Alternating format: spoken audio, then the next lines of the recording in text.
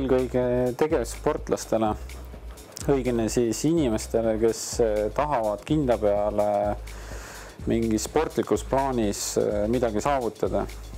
Et kas siis oma tulemust parandada mingi ala peal või siis tegelikult ka neile, kes soovivad kehakaalu langetada näiteks rasva arvelt.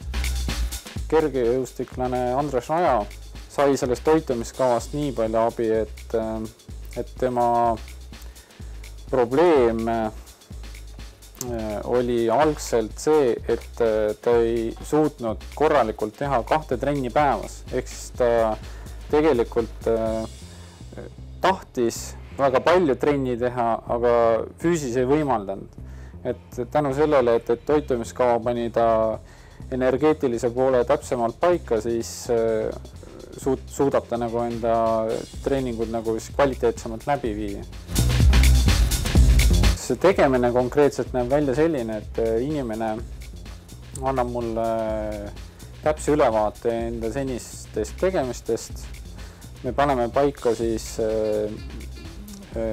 temale sobiva päevakava ja selle alusel ma siis korrigeerin selle toitumise nii, et see annaks selle soovitud tulemuse.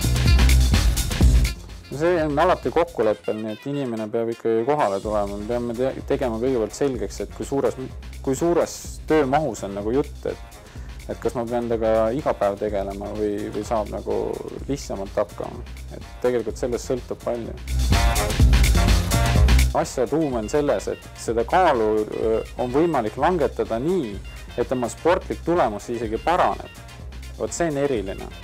Ja seda on võimalik sellise täppis menüü abil teha.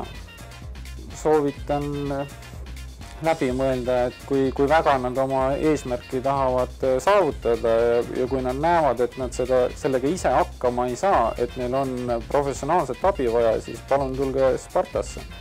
Ma võtan kõik avasüli vastu.